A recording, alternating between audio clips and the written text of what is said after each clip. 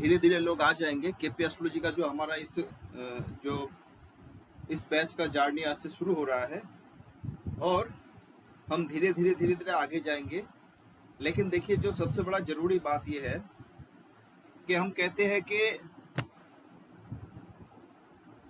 कि जो फंडामेंटल बात है, जिसको हम कहते हैं कि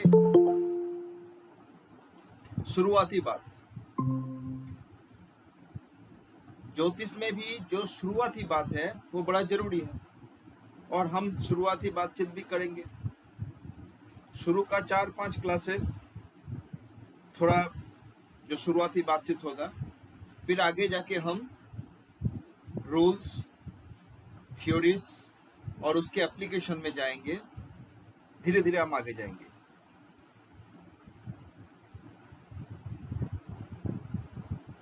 जो हमारे वैदिक ज्योतिष, जिसको हम कहते हैं वैदिक ज्योतिष, वैदिक ज्योतिष के अनुसार वेद, ये शब्द जो आया है, वेद की मतलब है ज्ञान, और वेद या वेदास से कनेक्टेड जो भी प्राचीन शास्त्र में जो कुछ प्राचीन काल में था, सभी वेद, और उसी कारण ज्योतिष भी वैदिक ज्योतिष हो गया। लेकिन मैं कहूंगा जो वैदिक ज्योतिष है उसका एकदम जो स्टार्टिंग की बात और कंप्लीट संपूर्ण वैदिक ज्योतिष को जिन्होंने इकट्ठा किया था वो था महर्षि पराशर। महर्षि पराशर ने पहले जितना भी स्कूल ऑफ एस्ट्रोलॉजी भारत भूमि में था, सभी जगह का नॉलेज को इकट्ठा किया और जिसको हम पराशर ज्योतिष कहते हैं। 9 के 9 ग्रह, 12 के राशि, 12 भाव, इन एडिशन 27 स्टार्स। अब हम 27 नक्षत्र का ही बातचीत करेंगे, 28 नक्षत्रों लेके हम पढ़ेंगे नहीं, क्योंकि हमारा डेस्टिनेशन है कृष्णमूर्ति पद्धति ज्योतिष। पूज्य कृष्णमूर्ति जी ने अपना सिस्टम के लिए, अपना प्रेडिक्शन टेक्निक्स के लिए जो टूल्स अपनाया था, हम उसी चीज के ऊपर बातचीत करेंगे। हमारे भारतीय ज्योतिष परंपरा में कहीं पे 27 नक्षत्र, कहीं पे 28 नक्षत्र चलता है। आज भी बहुत सारा स्कूल ऑफ इंडियन एस्ट्रोलॉजी जो लोग 28 स्टार्स के ऊपर ही बातचीत करते हैं। और आप लोग देखिएगा, हमारा जो हर रोज का जो मुहूर्त पंचांग आता है, उस मुहूर्त पंचांग में अभिजीत नक्षत्र की भी बातचीत है। लेकिन आज के दिन में जो नक्षत्र सिस्टम या नक्षत्र ज्योतिष का जो सिस्टम हम मान के चलते हैं, उसमें 27 स्टार्स का ही प्रयोग है। देखिए, ये जो 12 राशि, ये जो 12 भाव, ये जो 9 के 9 ग्रह और ये जो 27 नक्षत्र, यही हमारा एस्ट्रोलॉजी का टूल्स है और इनके बारे में जानकारी रखना ही बेसिक काम, शुरुआती काम है। राशि की जो कारकता है ये भी प्रेडिक्शन में लगेगा, ग्रह की जो कारकता है वो भी प्रेडिक्शन में लगेगा, भावों का जो कारकता है वो भी प्रेडिक्शन में लगेगा, अर्थात सब कुछ लगेगा दरकार। तो इनके बारे में हमारा जानकारी होना चाहिए। मैं एक दिन राशि की कारकता, एक दिन भावों की कारकता, एक दिन ग्रह की कारकता के ऊपर बातचीत करूंगा और आगे हम जाएंगे। कृष्णमूर्ति पद्धति ज्योतिष में और वैदिक ज्योतिष में कुछ अंतर है। देखिए, आज से करीब 100 साल पहले, 100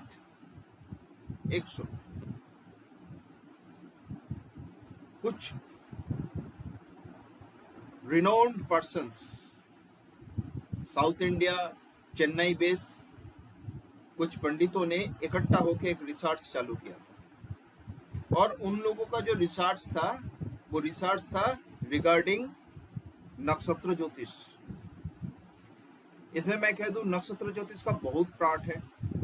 आप लोग सुने होंगे आज के दिन में BNN, जिसको हम भृगु नंदी नाड़ी कहते हैं, BNN को लेके बहुत बातचीत हो रहा है, बहुत सारा कोर्सेज चलता है, उसका एक अलग टेक्निक्स है।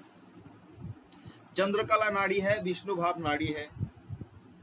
हम लोग नक्षत्र नाड़ी की बातचीत करेंगे और इस नक्षत्र या नक्षत्र नाड़ी के ऊपर जो प्रेडिक्शन टेक्निक्स था, उन प्रेडिक्शन टेक्निक्स को धीरे धीरे मॉडिफाई करके एक नया प्रकार की प्रेडिक्शन की ऊपर काम चल रहा था, जिन प्रेडिक्शन की टेक्निक्स जो टीम में कृष्णमूर्ति जी ने शामिल हो गया और उन्होंने भी उस प्रेडिक्शन को उन्होंने आगे बढ़ाने में सहायता की। और बाद में जाके उस प्रेडिक्शन का जो मूल अहम भूमिका कृष्णमूर्ति जी ने निभाया था, उनका अपना जो टीम्स थे, ग्रुप ऑफ जो उनके डिसिपल थे, सब मिलके ये काम किया था, परंतु उसके नाम ही हुआ कि ये केपी एस्ट्रोलॉजी, बट ये नक्षत्र ज्योतिष है। देखिए, जो प्रेडिक्शन हो रहा था या जिस प्रेडिक्शन के ऊपर इन्होंने काम किया था, एक बात के ऊपर, एक शब्द के ऊपर, एक सेंटेंस के ऊपर ये प्रेडिक्शन वैदिक और जो फॉर्म है उससे अलग हुआ। उन्होंने कहा कि ग्रह जिन ग्रह की नक्षत्र में बैठा है उस ग्रह का काम करता है। ये नक्षत्र ज्योतिष का मेन बात है। एक ग्रह अगर किसी ग्रह के नक्षत्र में बैठा है उसका काम करेगा। ये और कहीं पे इसके आगे इसके ऊपर चर्चा नहीं हुआ। एक नया प्रकार की थ्योरी निकल आया। जो सिस्टम बना, इस सिस्टम में इन्होंने ग्रह का जो मैलिफिकेंस और बेलिफिकेंस वाला बात, इसको अवॉइड कर दिया। आप सभी को पता है पराशर ज्योतिष में सबसे बड़ा जो जो पिलर्स वो है ग्रह की बेनिफिकेंस और मेलिफिकेंस, शुभता और अशुभता। शुभ ग्रह कौन है? बृहस्पति। शुभ ग्रह कौन है? शुक्र। बोला है बृहस्पति गंगा जल की तरह, बृहस्पति जहां पे दृष्टि देगा उस जगह को शुद्ध कर देगा गंगा जल। बृहस्पति एक शुभ ग्रह है, शुक्र एक शुभ ग्रह है, ब्राह्मण ग्रह है। फिर क्या कहा कि जो चंद्रमा है, अगर खीन चंद्र है, खीन चंद्र मतलब अगर चंद्रमा क्लोजर टू पूर्णिमा, इसको हम पूर्ण चंद्र कहते हैं। अब पूर्णिमा निकल जाने के बाद जब शुक्ल पक्ष, जब पूर्णिमा हो गया, फिर क्या होता है? कृष्ण पक्ष चालू होता है, धीरे धीरे चंद्रमा छोटा होना चालू होता है, फिर 15 दिन बाद अमावस्या होता है। तो ये पूर्णिमा खत्म हो गया। फिर पूर्णिमा के बाद से प्रतिपद, तृतीया, चतुर्थी, पंचमी करके ऐसा जब जाएगा, जब कृष्ण पक्ष का अष्टमी तिथि अतिक्रम कर लिया, उसके बाद वाला चंद्रमा क्लोजर टू अमावस्या, अर्थात अमावस्या के आसपास वाला जो चंद्रमा है उसको हम खीन चंद्र या फिर वीक चंद्र या अशुभ चंद्र कहते हैं अकॉर्डिंग टू वैदिक ज्योतिष। और जितना पूर्णिमा के आसपास होगा चंद्रमा उतना शुभ। तो बृहस्पति शुभ ग्रह, शुक्र शुभ ग्रह, चंद्रमा अगर पूर्णिमा के आसपास है शुभ है, और बुध अगर शुभ ग्रह के साथ है शुभ, अशुभ ग्रह के साथ है अशुभ। ये केपी कॉन्सेप्ट है। फिर प्राचीन ऋषियों ने कहा कि मंगल और शनि चरम अशुभ ग्रह है, जिसको हम कहते हैं हाई मैलिफिकेंस। साथ ही साथ Rahu Ketu, they are all the maleficence, मतलब अशुभ ग्रह है। सूर्य को कहा गया क्रूर ग्रह, सूर्य को अशुभ नहीं कहा गया, सूर्य को कहा गया क्रूर ग्रह। और ये वैदिक ज्योतिष का मेन कॉन्सेप्ट है। शुभ ग्रह अच्छा फल देगा, अशुभ ग्रह खराब फल देगा। लेकिन केपी एस्ट्रोलॉजी में हम ग्रह का मैलिफिकेंस और बेलिफिकेंस दोनों ही मानेंगे नहीं। हमारे सामने 9 के 9 planet same, they are 9 planets. 9 के 9 ग्रह सब हमारे सामने समान है। क्यों? पृथ्वी के अनुसार कोई ग्रह शुभ भी बन सकता है, कोई ग्रह अशुभ भी बन सकता है। इसमें मैं एक बात कहूं, वैदिक ज्योतिष में ये जो नेचुरल शुभता और अशुभता की बात कहा, उसको छोड़ के तात्कालिक शुभता अशुभता भी है। किसी भी पृथ्वी में लगना से पहला जो 3 घर और फिर दशम से द्वादश तक ये जो 3 घर, अर्थात किसी प्लैनेट से का जो उसके बाद वाला 3 घर और उसके पीछे वाला 3 घर, यहाँ पे अगर कोई प्लैनेट है तो वो आपस में क्या हो जाता है, आपस में तात्कालिक मित्र बन जाता है। तो इसके ऊपर मार्च करके बातचीत होता है। लेकिन केपी एस्ट्रोलॉजी में किसी भी पत्र में कौन सा प्लैनेट अशुभ है और कौन सा प्लैनेट शुभ है, इसका कोई पर्टिकुलर डेफिनेशन कृष्णमूर्ति जी ने कहा कि हो नहीं सकता है। Event wise planet, event wise, घटना वाइज, इवेंट वाइज प्लैनेट हमारे लिए अच्छा या बुरा होगा। अर्थात कोई प्लैनेट एक पर्टिकुलर इवेंट के लिए बढ़िया है बट दूसरा के इवेंट के लिए खराब है। एक ही प्लैनेट जुपिटर को कहा गया कि नेचुरल बेनिफिक प्लैनेट, जुपिटर को कहा गया विद्या की कारक ग्रह है। लेकिन अकॉर्डिंग टू केपी एस्ट्रोलॉजी, अगर जुपिटर किसी भी पृथ्वी में 8th हाउस को दर्शा रहा है या 3rd हाउस को दर्शा रहा है, तो वो प्लैनेट विद्या के लिए बहुत खराब प्लैनेट है।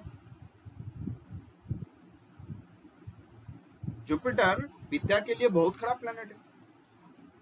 वैदिक ज्योतिष में हमने कह दिया कि Jupiter is benefic, completely benefic planet, और जुपिटर विद्या के लिए बहुत अच्छा प्लैनेट है। अकॉर्डिंग टू केपी, किसी भी पर्टिकुलर चार्ट में जुपिटर पढ़ाई के लिए, शिक्षा के लिए बहुत खराब प्लैनेट हो सकता है अकॉर्डिंग टू हिज पोजीशन। अर्थात देखिए, इस दुनिया में कोई भी इंसान समान नहीं है। किसी भी इंसान का जन्म एक प्रकार का एक समय में एक ही जगह में हुआ नहीं है। अगर ऐसा है तो हर एक इंसान का पृथ्वी अलग होगा। हर एक इंसान, आप लोग अगर प्रैक्टिस करोगे, आपके प्रैक्टिस लाइफ में जितना भी कुंडली आएगा, सब कुंडली आपके लिए नया है। कोई भी सेम कुंडली दोबारा रिपीट होगा नहीं, और हर अलग कुंडली में अलग अलग कॉम्बिनेशन होगा, अलग अलग प्लैनेटरी कॉम्बिनेशन होगा, और अलग अलग उसकी जो है रूल एप्लीकेशन होगा।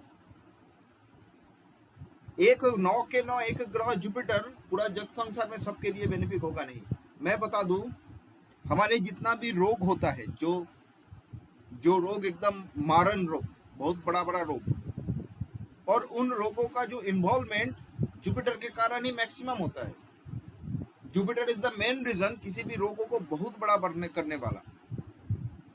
तो वहां पे कह दिया कंप्लीटली बेनिफिक प्लैनेट। कलियुग में क्यों, हर युग में कोई पृथ्वी में शनि भी उसको राजा बना सकता है, कोई पृथ्वी में मंगल भी उसको बहुत हाई पोजीशन में ले जा सकता है, कोई पृथ्वी में राहु केतु का भी रोल अच्छा हो सकता है।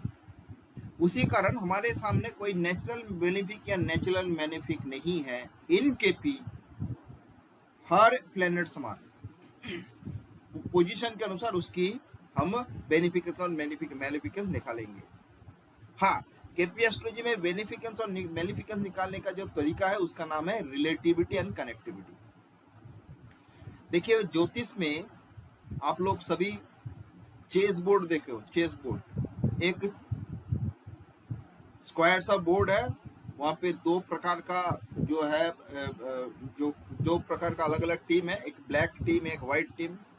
उसमें 16 करके 32 जो गोटी है, और उसको उसी घर के अंदर इधर उधर करके खेला जाता है, और वो उसको लेके इंटरनेशनल चैंपियनशिप हो रहा है। ठीक इसी तरह ज्योतिष में भी 12 राशि, 12 भाव, 9 के 9 ग्रह, इसके अंदर इन लोगों का, इन ग्रह, इन राशि, इन भावों के अंदर इनकी पोजीशन, अवस्थान, ये अनुसार अलग अलग कॉम्बिनेशन पैदा होगा और अलग अलग प्रकार का प्रेडिक्शन होगा। और जो भी हम कॉम्बिनेशन देखेंगे, जो भी हम प्रिडिक्शन करेंगे, सब कुछ निर्भर करेगा रिलेशन और कनेक्शन के ऊपर। किसी एक ग्रह के साथ किसी एक ग्रह का रिलेशन, किसी एक राशि के ऊपर किसी एक ग्रह का रिलेशन, किसी एक भावों के साथ किसी एक प्लेनेट का रिलेशन, इन रिलेशन, इस रिलेटिविटी और इस कनेक्टिविटी के ऊपर ही प्रिडिक्शन होगा। जैसे कि मैं आपको बताता हूँ, हमारा जो परिवार होता है संसार में, हम ऊपर आसमान में सौर परिवार कहते हैं कि सूरज नारायण और उसके चारों ओर घूमने वाला ऑल द प्लैनेट्स जो उनकी परिवार है, और उसी कारण सूर्य, उसको हम सौर परिवार कहते हैं। प्राचीन ऋषियों ने सौर परिवार के अनुसार कहा, सौर सन इज द फादर, पालक, moon is the mother, Venus is the wife, Jupiter is the guru, Saturn is the जज। ये ऋषियों ने तय करके निकल गया कि ये इसके साथ ये है, ये है, वो है, वो है। अब रिलेशन की जो बात है, ठीक उसी तरह हमारा जो परिवार है जहां पे हम रहते हैं, हर एक परिवार में, परिवार के अंदर पिता को सन, माता को मून कहा जाता है, वाइफ को अपना वेनस कहा जाता है, संतान को मर्क्यूरी कहा जाता है, खूब थोड़ा छोटा बट्टा को केतु कहा जाता है, गुरु को जुपिटर कहा जाता है। तो ये दिस आर ऑल रिलेशन। अब हमें बताइए, हर परिवार में क्या पति पत्नी में अच्छा रिश्ता है? हर परिवार में क्या माता संतान में अच्छा रिश्ता है? हर परिवार में पिता पुत्र में अच्छा रिश्ता है? किसी परिवार में पिता पुत्र का अच्छा रिश्ता है तो पुत्र के साथ अपना पत्नी का खराब रिश्ता है। किसी परिवार में पुत्र के साथ पत्नी का अच्छा रिश्ता है तो माँ के साथ रिश्ता खराब है। किसी जगह में माँ बेटा में अच्छा रिश्ता है तो हस्बैंड वाइफ में खराब रिश्ता है। ये क्यों है? अलग अलग परिवार में अलग, देखो, बट वाइफ वेनस ही है, हस्बैंड मार्स ही है, फादर सन ही है, मदर मून ही है। तो अगर मून के साथ वेनस का संपर्क खराब है तो मून वेनस में कनेक्शन, कनेक्टिविटी क्या है? गलत कनेक्टिविटी है, रिलेशन बैड हो गया। कोई कोई परिवार में देखिएगा सास बहू का बहुत प्यार है। तो बात क्या है? बात क्या हुआ कि हर जगह में कनेक्शन और रिलेशन सेम नहीं है। ठीक इसी तरह हर पत्नी में हर प्रकार की ग्रह के साथ हर प्रकार की ग्रह का कनेक्शन सेम नहीं होगा और रिलेशन सेम नहीं होगा। और रिलेशन अच्छा है तो उसका रिजल्ट या आउटपुट या आउटकम या प्रेडिक्शन हम अच्छा करेंगे। अगर रिलेशन गलत है तो उसका प्रेडिक्शन हम खराब करेंगे, कि ये बैड साइड है, खराब जगह है। तो रिलेटिविटी और कनेक्टिविटी, तो हमें रिलेटिविटी और कनेक्टिविटी जानना पड़ेगा, और इस रिलेटिविटी और कनेक्टिविटी जानने के लिए ही हमें एक एक करके सूत्र, या जिसको हम कहते हैं कि केपी रूल का एप्लीकेशन करेंगे। हम लोग step by step, step by step, step by step जाएंगे। पहले तो हमें ग्रह के साथ राशि का, ग्रह के साथ राशि का कनेक्शंस करना पड़ेगा, ग्रह के साथ ग्रह का कनेक्शंस करना पड़ेगा, ग्रह के साथ भावों का कनेक्शंस करना पड़ेगा। एक एक करके जितना भी हम कनेक्शंस करेंगे, धीरे धीरे हमारा उतना ही क्या होगा? रिलेशन निकल आएगा, और जितना रिलेशन निकल के आएगा उतना ही हम प्रिडिक्शन कर पाएंगे। अब कनेक्शंस हम कितना निकालेंगे? हमारा नॉलेज के ऊपर। हमारे नॉलेज, 9 के 9 ग्रह है, 9 ग्रह का सिग्निफिकेशन है। क्या सन ओनली फादर है?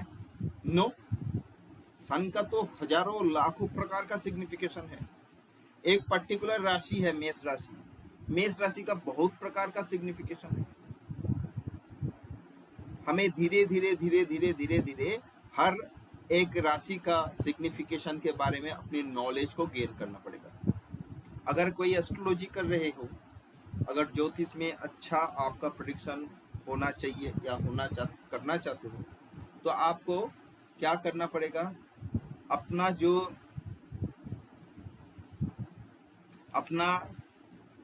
जो प्रेडिक्शन का टेक्निक्स, उसको शार्पन करने के लिए अपना नॉलेज को पहले बढ़ाना पड़ेगा।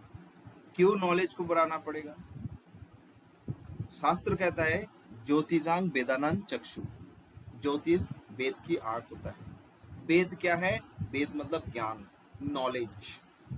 हम जिसकी ऊपर चर्चा कर रहे हैं, हम ज्ञान का ही चर्चा कर रहे हैं। और प्राचीन शास्त्र में ज्योतिष को जो वेद की उच्च स्तरीय प्रकाश या उच्च स्तरीय विद्या से कनेक्ट किया गया था। शुरू में गुरुकुल में जो बालक पढ़ाई करने के लिए जाते थे आश्रम में, उनको शुरू में ज्योतिष का नॉलेज ज्योतिष नहीं दिया जाता। पहले काव्य से लेके बहुत प्रकार की पढ़ाई होता था, फिर हायर लेवल में जाके ज्योतिष सिखाया जाता था। और ज्योतिष जैसे कि आज के दिन में जो लोग स्कूल लेवल में पढ़ते हैं, उसके बाद हायर सेकेंडरी में जाते हैं, फिर उसके बाद उसका ये सब्जेक्ट वो सब्जेक्ट रहता है। किसी को मैथ नहीं मिलता है, किसी को केमिस्ट्री नहीं मिलता है, किसी को वो नहीं मिलता है, किसी को कुछ और मिलता है। ठीक उसी तरह प्राचीन काल में भी ज्योतिष सबको मिलता नहीं था। ज्योतिष सबको मिलता नहीं था। जिनको ज्योतिष मिलता था वही ज्योतिष की अध्ययन करते थे, और ज्योतिष की अध्ययन करके इंसान की अदृष्ट देखने की प्रयास करते थे। अदृष्ट ज्योतिष में हम क्या करेंगे? हम इंसान की अदृष्ट को दर्शन करेंगे। और किस तरह देखेंगे? ज्योति ईश्वरीय आंख। जैसे कि हम कहते हैं कि ईश्वर को सब पता है, ईश्वर को भूत वर्तमान भविष्य सब पता है। हम इंसान हैं, हमें भूत वर्तमान भविष्य पता नहीं है। लेकिन जब हम ईश्वरीय टेक्निक्स में देखेंगे कि ईश्वरीय आंख से देखेंगे, तब हम किसी का भूत वर्तमान भविष्य देखेंगे। और इस भूत वर्तमान भविष्य देखने का जो कला है उसका नाम है ज्योतिष। जो तरीका है वही हमारा एस्ट्रोलॉजी में सिखाया जाता है। आप बहुत प्रकार की तरीका है, बहुत प्रकार का स्ट्रीम ऑफ एस्ट्रोलॉजी है। हम कृष्णमूर्ति पद्धति में किसी का अदृष्ट देखने की प्रयास करेंगे, स्टेप बाय स्टेप देखेंगे।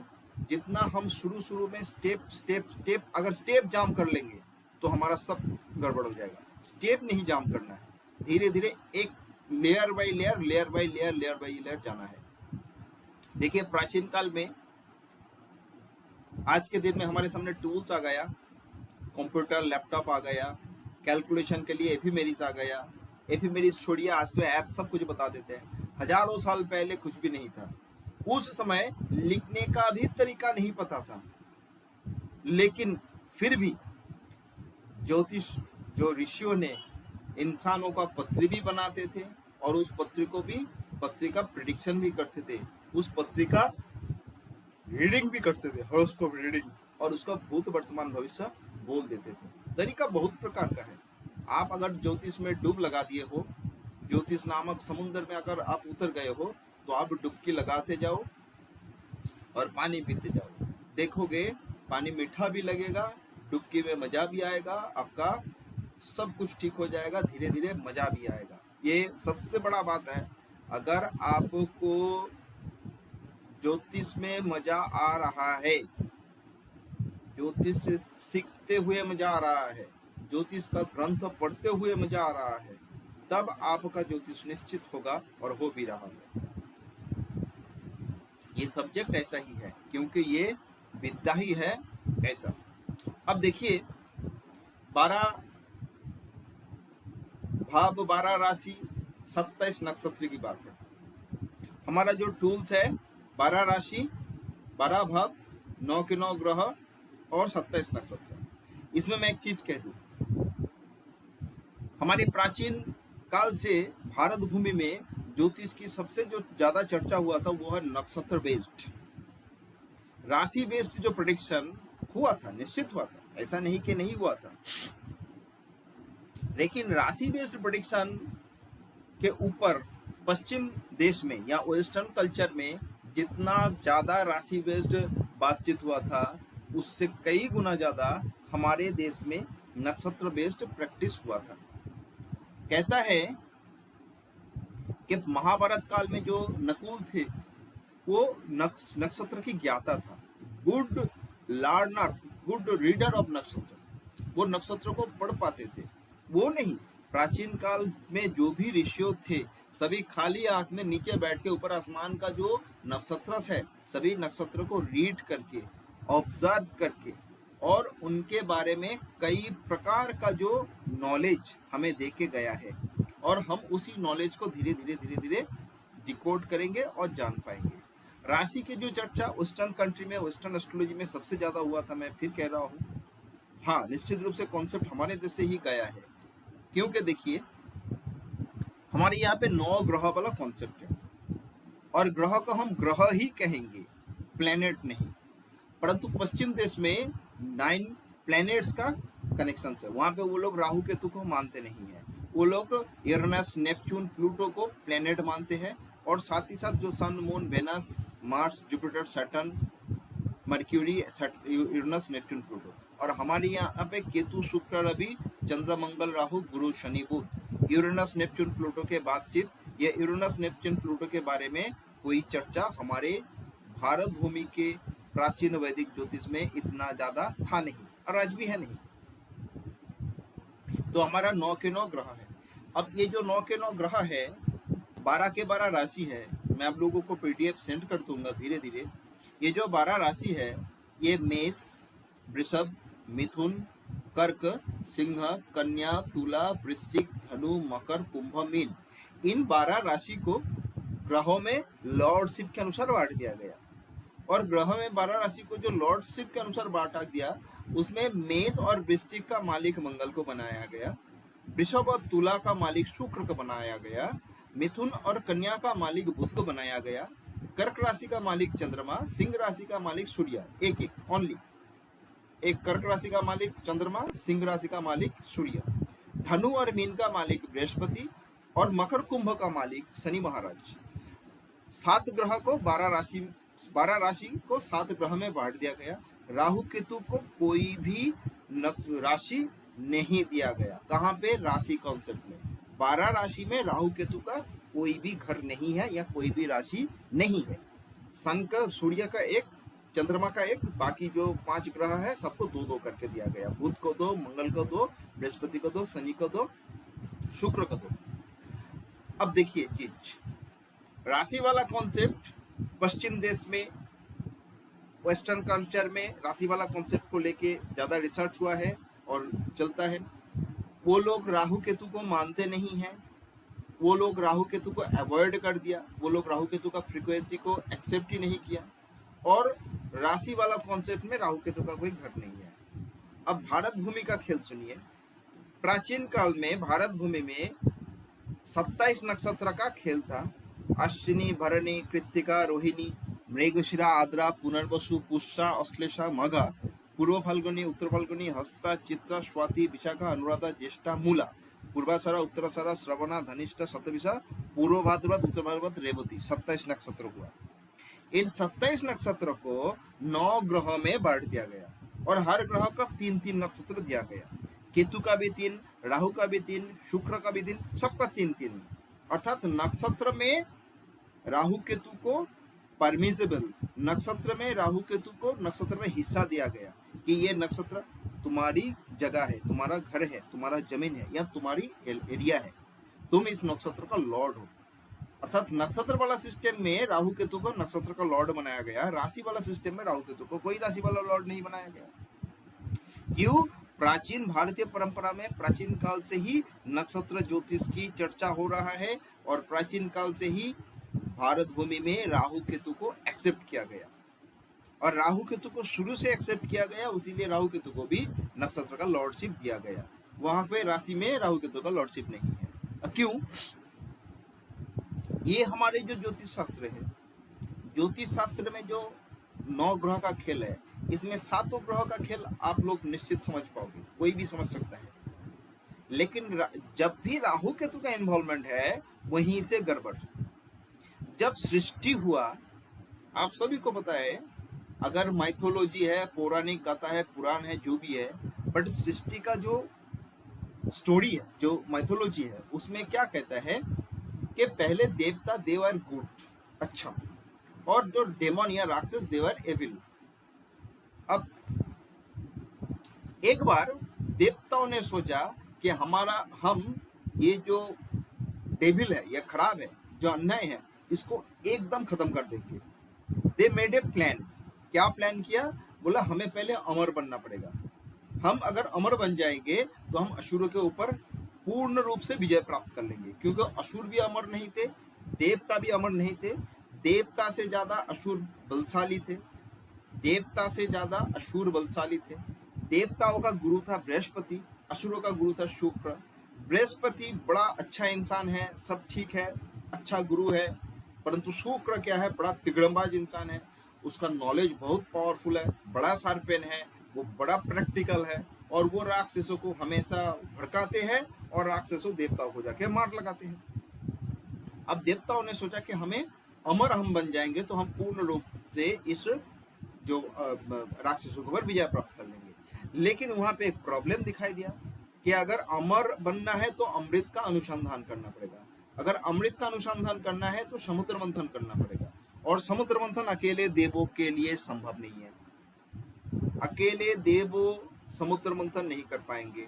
देवताओं ने क्या किया, समुद्र मंथन की तैयारी किया, राक्षसों को भी बुलाया, और उन्होंने 50-50 कंडीशन कर लिया, जो भी मिलेगा तुम्हारा आधा हमारा आधा। उसमें जो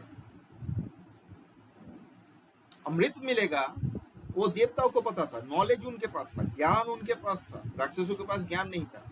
और उन लोगों का नॉलेज था कि अगर हमें अमृत मिल जाए तो हम उस अमृत को हड़का लेंगे, देवता और राक्षसों को हम देंगे नहीं, हम अमृत और बाकी जो भी आए सब उसको दे देंगे, सब। तो समुद्र मंथन हुआ, अमृत भी आया और गरल भी आया।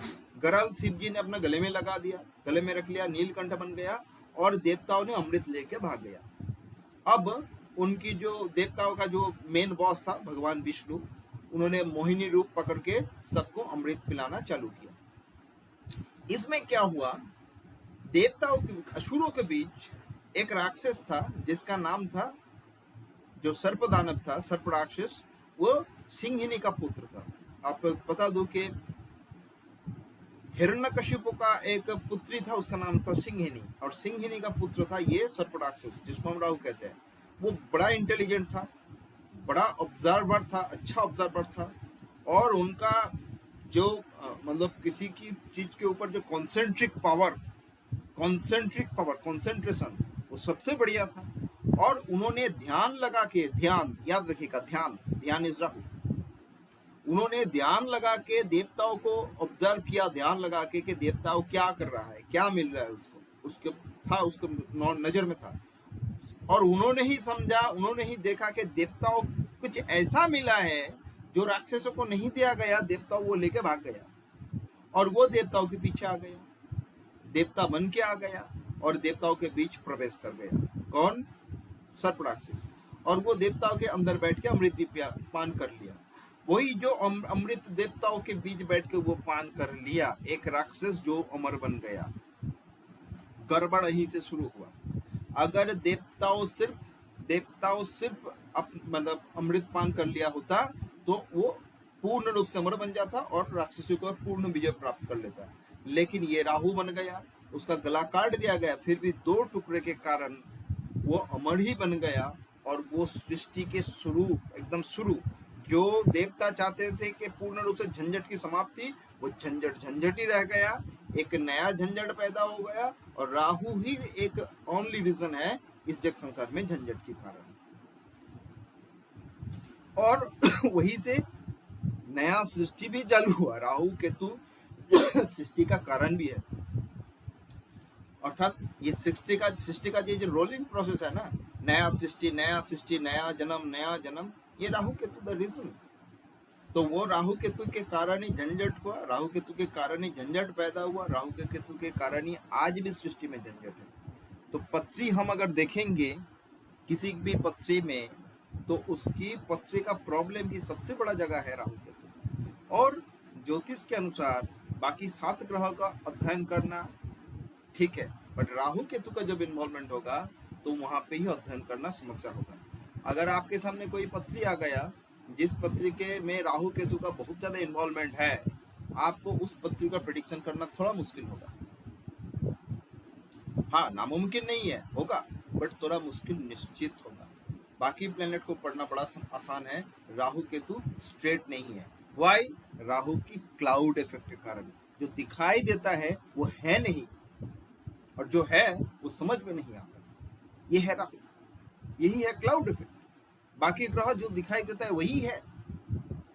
तो ये राहु केतु को हमें समझना पड़ेगा। अब अगर नक्षत्र की बात करेंगे, हमारा जो 27 नक्षत्र है, इन 27 नक्षत्र में और एक नक्षत्र था जिसका नाम था अभिजित। लेकिन प्राचीन हमारे शास्त्र कहता है कि किसी एक पर्टिकुलर रीजन में, किसी एक पर्टिकुलर समय अभिजित नक्षत्र को भगवान कृष्ण ने बहुत दूर भगा दिया। एक्चुअल बात है, अभिजित नक्षत्र जो है ना, देखो नक्षत्र क्या है, दूर ऊपर आसमान में जो टिमटिमाते सितारे हैं, हम उसको नक्षत्र कहते हैं। ग्रुप ऑफ स्टार्स को हम नक्षत्र कहते हैं। हम नहीं, ऋषियों ने ग्रुप ऑफ स्टार्स को नाम दे दिया गया कि ये तीन छोटे सितारे मिलके एक नक्षत्र है, ये 100 सितारे मिलके एक नक्षत्र है, अर्थात मंडला, एक मंडला को एक नक्षत्र कहा जाता है। तो वो जो नक्षत्र है, वो नक्षत्र हमसे धरती से इतना ज्यादा दूर है, आप लोगों को फिजिक्स का नॉलेज है, यू नो, वो इतना ज्यादा दूर है कि वहां से रोशनी आते ही करोड़ों अरबों साल लग जाता है। और अभिजित नक्षत्र जो है, वो जो नक्षत्र इतना दूर में है उनसे भी डबल दूर में है, डबल ट्रिपल दूर में है, इतना दूर में है। तो मान लीजिए किसी भी एक नक्षत्र यहाँ से मान लीजिए कि 2 लाख करोड़ आलोक वर्ष दूर में है, 2 लाख करोड़ आलोक वर्ष दूर में है। तो वहां का जो, और सभी जो नक्षत्र है सबका मोटा मोटा इतना डिस्टेंस है। अब अभिजीत का अगर डिस्टेंस 5 लाख करोड़ आलोक वर्ष है तो वो तो बहुत ज्यादा दूर हो गया इनसे, इनकी मतलब इनकी रेशियो में। तो अभिजीत इतना दूर में है, उस कारण प्राचीन ऋषियों ने देखा कि अभिजीत का डिस्टेंस हमारे यहाँ से थोड़ा ज्यादा है, उसको प्रभाव वो लोग माना नहीं। एज यूजुअल जो 27 नक्षत्र हैं, इन 27 नक्षत्र के प्रभावों को ऋषियों ने इन जनरल मान लिया और एवरेज मान लिया, अभिजीत का एवरेज माना नहीं। अभिजीत को नाम मानने का और एक रीजन है, वो है कैलकुलेटिव मेथड। मैं दिखाऊंगा कैलकुलेशन को, लेकिन कैलकुलेशन को की सुविधा के लिए भी अभिजीत को शायद उन्होंने डिस्कार्ड किया था, लेकिन आज भी कुछ स्कूल ऑफ एस्ट्रोलॉजी अभिजीत नक्षत्र को मानते हैं। हमारे जितना भी पंचांग है, जो हर रोज का पंचांग निकालता है, ये पंचांग सब कुछ ऑल आर नक्षत्र बेस्ड।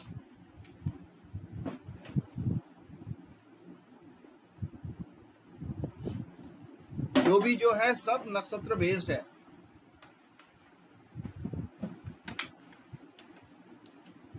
जितना भी जो कुछ है सब नक्षत्र बेस्ड है हमारे आज के दिन में जो भी है। और हर रोज का जो हमारा जो जैसे शादी ब्याह का मुहूर्त है, वो है सो है, जो पंचांग निकालता है ये नक्षत्र बेस्ड है। और इसका प्रैक्टिस आज का नहीं, काफी साल से, हजारों साल से हमारे ऋषियों ने ऑब्जर्व करके सभी नक्षत्र बेस्ड बनाया। तो ये नक्षत्र बेस्ड ही है।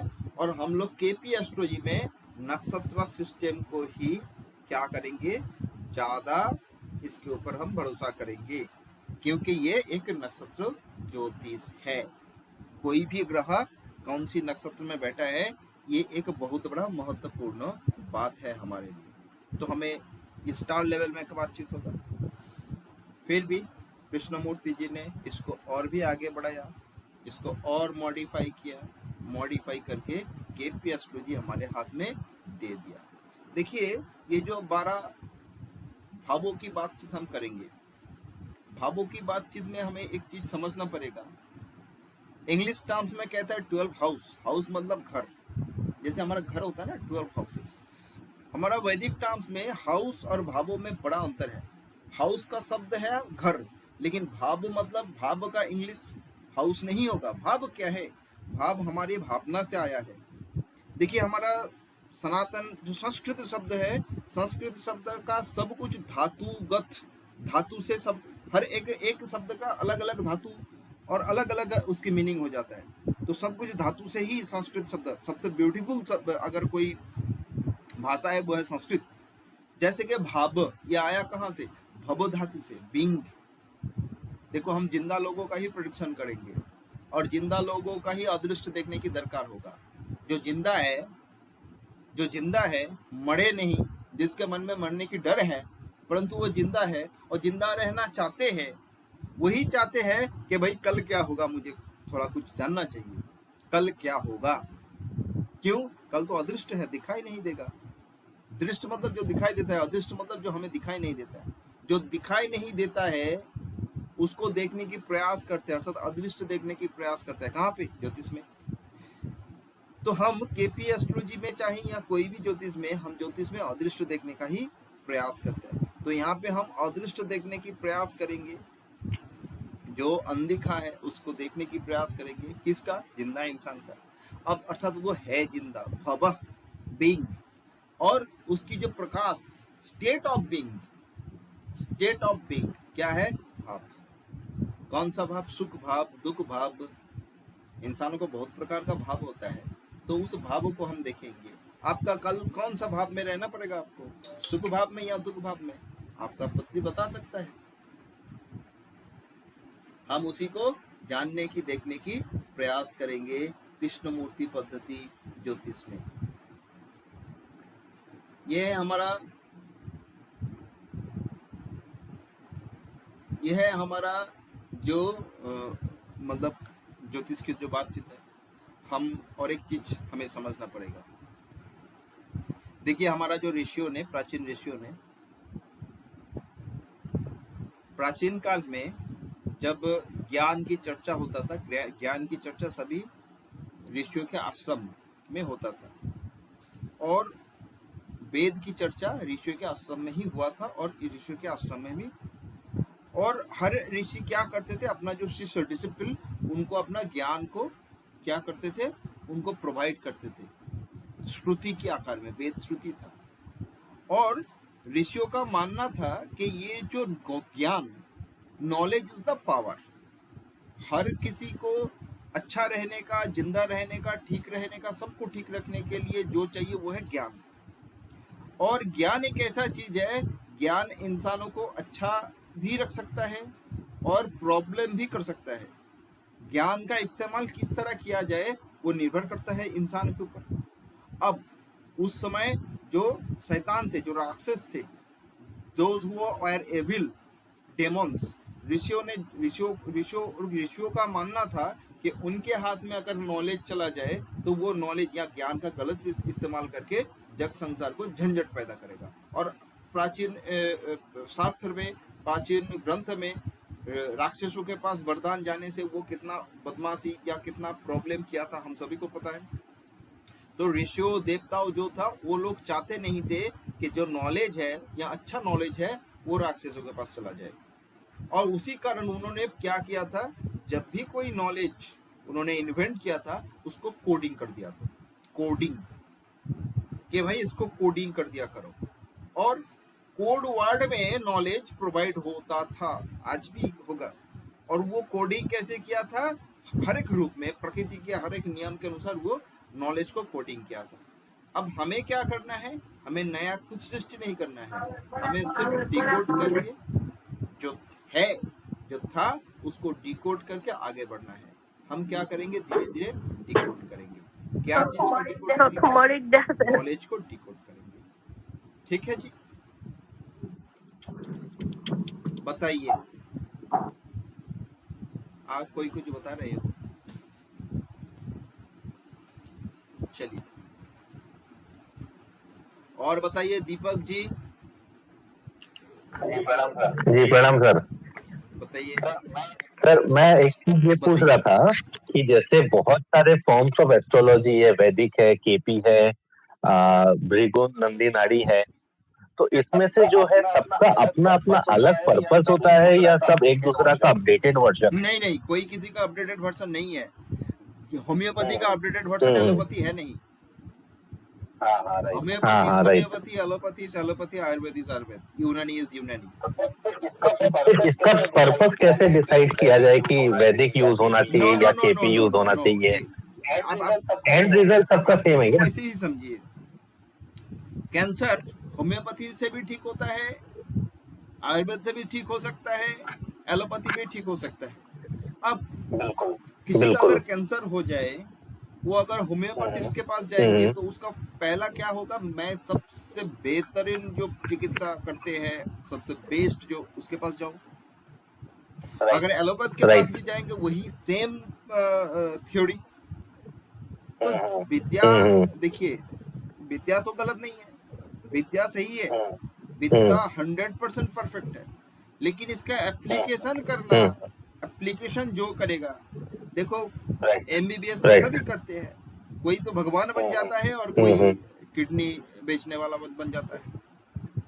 बिल्कुल सही बात, तो बिल्कुल सही बात सभी है। एमबीबीएस क्या, ठीक इसी तरह आप केपी करो, आप वैदिक करो, आप भृगु करो, आप जैमिनी करो, आप ताजिक करो, वेस्टर्न करो, जो भी करो, जो भी करो, प्रेडिक्शन आपका फॉर्मूला अगर आप सही अप्लाई किए हो, आप सबको एक एक एक इंसान की चार्ट अगर डायग्नोसिस करना है तो एक एक केपी एस्ट्रोलजर जो डायग्नोसिस करेगा, एक वैदिक ज्योतिषकार वही डायग्नोसिस करेगा, एक जैमिनी से सेम डायग्नोसिस होगा, सेम।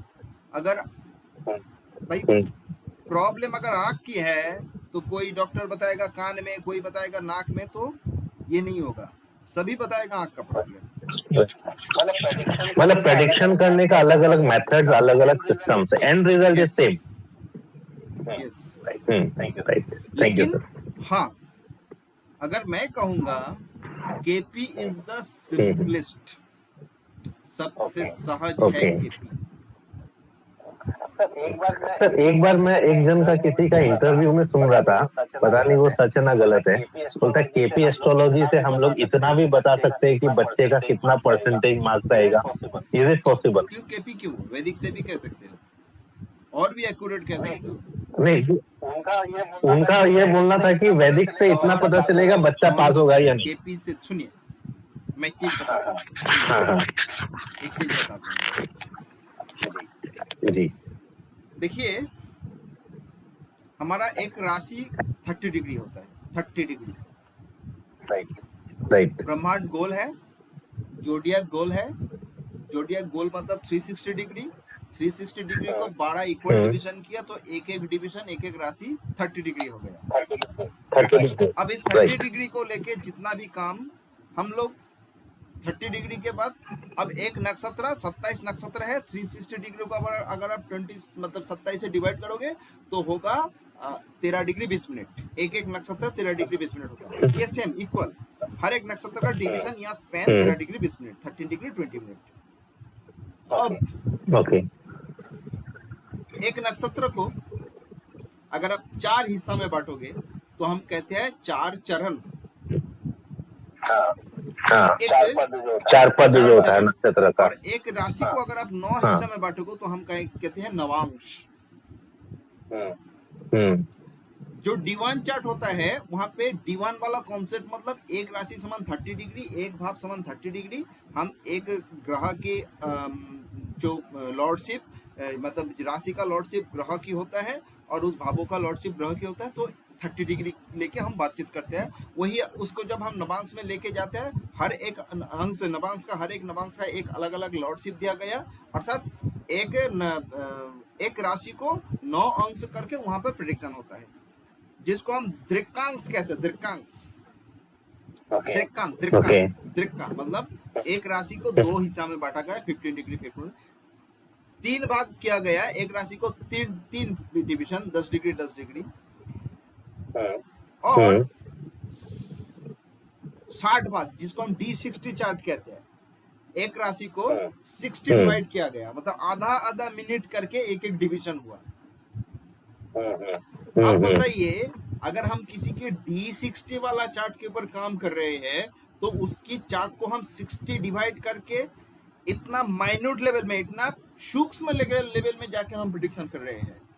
D30 में मतलब हर एक डिग्री का हम अलग अलग हर एक डिग्री, D30 चार्ट मतलब हर एक डिग्री के ऊपर हम अलग ऑब्जर्वेशन है। D15 में हर 2 डिग्री का अलग ऑब्जर्वेशन है। और हम केपी एस्ट्रोलॉजी में क्या करते हैं, हम नक्षत्र को 9 डिवाइड अनइक्वल डिवाइड करके हम नक्षत्र का सब लेवल में जाके प्रेडिक्शन करते हैं। तो सब लेवल में जाके हम जब प्रेडिक्शन करते हैं, सब लेवल माइन्यूट है, फिर सबको अगर और हम करेंगे तो सब लेवल में जा सकते हैं, सब लेवल में जाते हैं, अर्थात और भी माइन्यूट लेवल में हम जाते हैं। लेकिन मैं बताता हूँ जो लोग वैदिक ज्योतिष प्रैक्टिस करते हैं और हर प्रकार का डिवीजन चार्ट्स के ऊपर डीलिंग करते हैं, उन लोगों का प्रिडिक्शन करने का तरीका और सूक्ष्म है। और एक चीज मैं कह देता हूँ, इट्स माई ओन ऑब्जर्वेशन और बहुत मैंने देखा,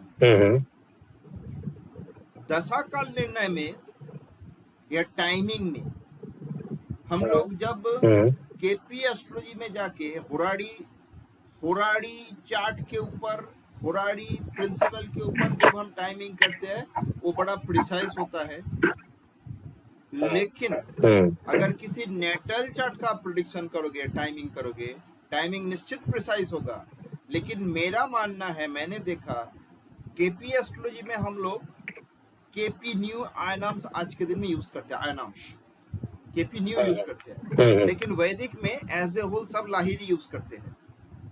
राइट, लाहिरी, हाँ। ठीक है। और पिन पॉइंट प्रेडिक्शन की बात छोड़ दीजिए, हम लोग केपी में पिन पॉइंट प्रेडिक्शन करेंगे, व्हिच एवर डेट, और वो परफेक्ट हो जाएगा। लेकिन लाहिरी में अगर किसी को आपका टाइमिंग ऑफ इवेंट की प्रेडिक्शन करना है और एज ए होल प्रेडिक्शन करना चाहते हो कि ये दशा में, ये अंतरदशा में, वो उस प्रतंत्र दशा में ऐसे ऐसे होना है, तो लाहिरी बहुत अच्छा है। और लाहिरी बाबा को भगवान बना दिया गया, उनका मंदिर बना के उनको पूजन किया जाता है। He is not a very easy man, he was not a very easy man। वो ईश्वर की मतलब एकदम मतलब he was a साधक सेंट। वो लाहिरी आनाम्स के ऊपर उनका काम होता है। कोई केपी न्यू आनाम्स गलत नहीं है, मैं नहीं कहूंगा गलत, डिफरेंस है ना, केपी में और लाहिरी में आनाम्स में डिफरेंस है, 6 मिनट का डिफरेंस है। तो आप अगर किसी का केपी टाइमिंग करोगे और आप अगर इसका किसी का लाहिरी आनाम्स में टाइमिंग करोगे, दोनों में गलत डिफरेंस होगा। लेकिन मैं आपको कहता हूं कि अगर आप किसी का देखिएगा, अगर आप एक ही चार्ट को लाहिरी में भी बनाइए और केपी में भी बनाइए, देखिएगा दशा काल में चेंजेस होगा, कुछ पर्टिकुलर स्पैन का चेंजेस होगा। हाँ, देखा मैंने सर, देखा कभी वन मंथ का भी चेंज होता है। और मैं कहता हूँ लाहिरी थोड़ा ज्यादा वो है, मेरा ऑब्जर्वेशन है। मैं कहूँगा, मैं केपी एस्ट्रोलॉजी प्रैक्टिस करता हूँ, मतलब मैं केपी को, क्योंकि मैं सभी कुछ करता हूँ, मैं प्रैक्टिस लाइफ में सभी कुछ यूज करता हूँ और केपी में सिखाता हूँ, क्योंकि मुझे लगा केपी सीखना आसान है सबके लिए, इसलिए मैंने केपी का कोर्स लगाया। ठीक है जी, बट ये नहीं, किसी को गलत नहीं कहूंगा, सब ठीक है। एप्लीकेशन के ऊपर जब आप रिसर्च करना पड़ेगा, आप not only KP, not only Lahiri, आप और भी कई प्रकार का चित्र प्रकाश है, बहुत प्रकार का एनाम सिस्टम है।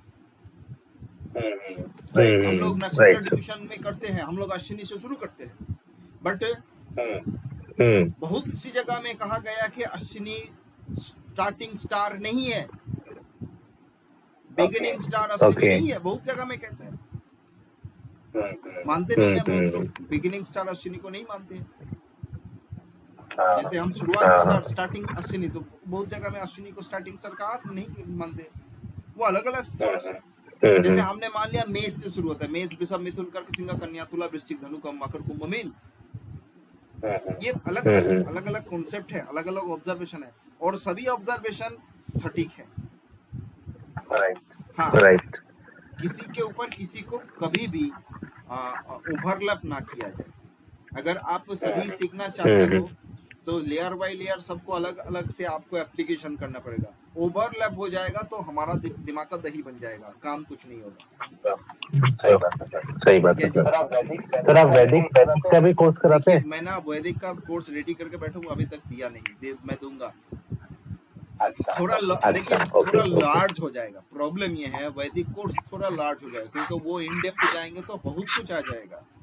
जैसे मैं एक केपी में 24 से 27 क्लासेस में डिजाइन किया कि एक कॉन्सेप्ट मैं सबको हाथ में दे पाऊंगा कि भाई ये कॉन्सेप्ट मैं रेडी कर दिया, आपके हाथ में दे दिया, प्रोवाइड कर दिया, आप कुछ करो इसको। लेकिन वैदिक में ऐसा नहीं कर पाऊंगा, 24-27 क्लासेस में होगा नहीं, विल क्वाइट लार्ज। ओके, ठीक है, थैंक यू। प्रीतम जी बताइए, हाउ आर यू? देखिए मैं ना आज जो जितना कहा इतना कहा, सर बहुत ही अच्छा तो लग रहा है सर। मैं एक एक दिन शुरुआती 3-4 क्लासेस आप लोगों को स्टोरी लगेगा, फिर उसके बाद हम रूल में जाएंगे।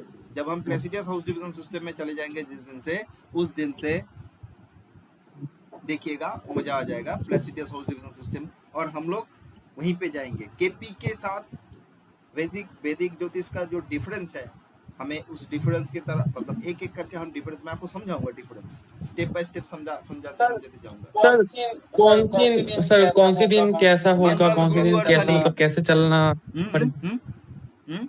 ना सर बोल रहा था सर, मतलब जैसे कि एक कुंडली देख के हम बता सकते हैं कि हाँ कौन से दिन कैसे चलना पड़ेगा, मतलब ये भी हो सकता है ना केपी के थ्रू, कौन से दिन कैसा हो सकता है आपके लिए? देखिए आप जो कह रहे हो मैं आपको बताता हूँ।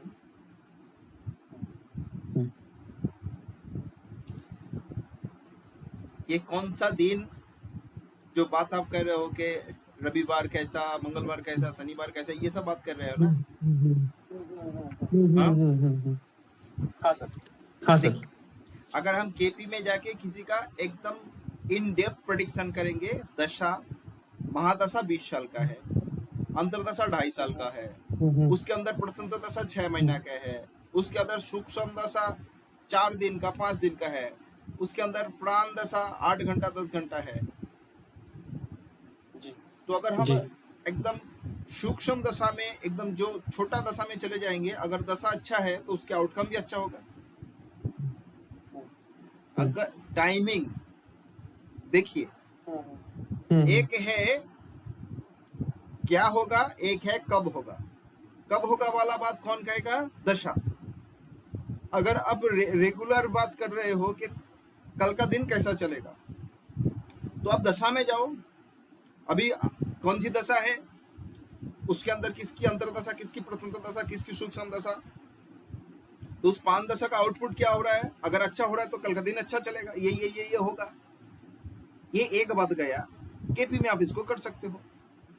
लेकिन अगर आपको ऐसा करना है कि भाई कल का दिन मेरा कैसा होगा, तो इसके ऊपर वैदिक ज्योतिष में नक्षत्र लेवल में बहुत प्रकार का टेक्निक्स है। जैसे लोग ताराबलम कहते हैं, आप सभी को पता है कि जन्म, विपत,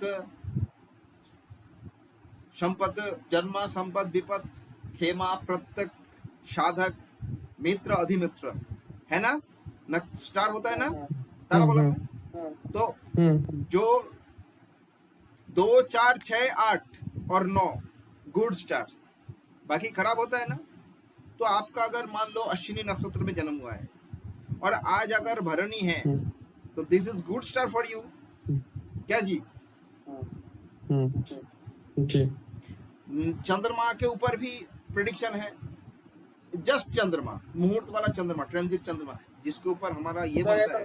सर ये तो नवतारा के ऊपर होता है ना, ये जो हाँ, अभी आपने बोला नवतारा चक्र, नवतारा ताराबलम जिसको था नवतारा, जे चंद्रमा के ऊपर प्रेडिक्शन होता है। जो हर रोज का जो राशिफल आता है न्यूज़पेपर में, क्या होता है भाई, इन जनरल वृश्चिक लगन वाले उनकी एज ए होल ग्रह की स्थिति देखा गया। वृश्चिक राशि वाले उनकी ग्रह की स्थिति देखा गया। अच्छा, चंद्रमा यहाँ पे है तो बाकी यहाँ पे कौन कहाँ पे है, कौन अष्टम में है, कौन द्वादश में है, कौन वहाँ पे है, कौन वहाँ पे है, उसके आउटकम क्या होता है। इन जनरल एक प्रेडिक्शन दिया गया। आज वृश्चिक लगन वाले लोगों का ये होगा, आज मेष लगन वाले लोगों का ये होगा, वो एक अलग टेक्निक्स है। मेरे बात समझ में आया ना? जी सर। पढ़ते जाइए, सब सीधा हो जाएगा सामने। आप जितना भी डुबकी लगाओगे, जितना पानी पियोगे, उतना ही आपका दम बढ़ जाएगा, सब समझ जाओगे। ठीक है, ऑकल्ट बड़ा इजी चीज है। हाँ, आपका अगर ऑकल्ट में रहने का, ऑकल्ट में इंटरेस्ट है, पढ़ने का इंटरेस्ट है, पढ़ने में मजा आ रहा है, तो सब प्रश्न का उत्तर आपको मिल जाएगा। सर और एक चीज, जन्म नक्षत्र में अगर तारा आ जाए तो सर ये क्या सही है क्या? इसी दिन जन्म तारा, सर जन्म तारा क्या अच्छा है क्या? जन्म तारा अच्छा बुरा कुछ नहीं है, ये हमारा कोर्स का बातचीत भी है नहीं, इस कोर्स का ये टॉपिक भी है नहीं। मैं आपको ऐसे समझा दिया कि आप जानने को चाहा तो मैं ऐसे ऐसे ऐसे से रूल है। कोई भी, मैं क्या कहा, कोई भी तारा अच्छा बुरा ऐसा कुछ नहीं है, जन्म तारा अच्छा या बुरा हम नहीं कहेंगे। अलग अलग ऑब्जर्वेशन है, कहता है कि जन्म नक्षत्र में कुछ अच्छा काम ना किया करो, ठीक है। और वो फॉर्मूला भी आपको पता है कि आपका जन्म तो एक नंबर तारा तो अच्छा नहीं होगा, 2 नंबर, 4 नंबर, 6 नंबर, 8 नंबर और 9 नंबर अच्छा होता है, ठीक है जी। चलिए, किसी का मन में और कोई प्रश्न है?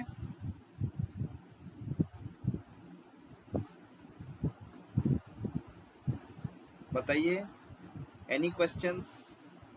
तो मैं नेक्स्ट डे राशि क्लियर करूंगा, 12 राशि, फिर 12 भाव, फिर 9 के 9 ग्रह, फिर chart system, north Indian, south Indian, फिर प्लेसिडियस हाउस डिवीजन सिस्टम, फिर टेक्निक्स, हाँ सबलॉर्ड थ्योरी होगा, sign lord, star lord, sub lord, हम लोग ड्रिल डाउन करके अंदर तक जाएंगे, सब लॉर्ड लेवल तक जाएंगे।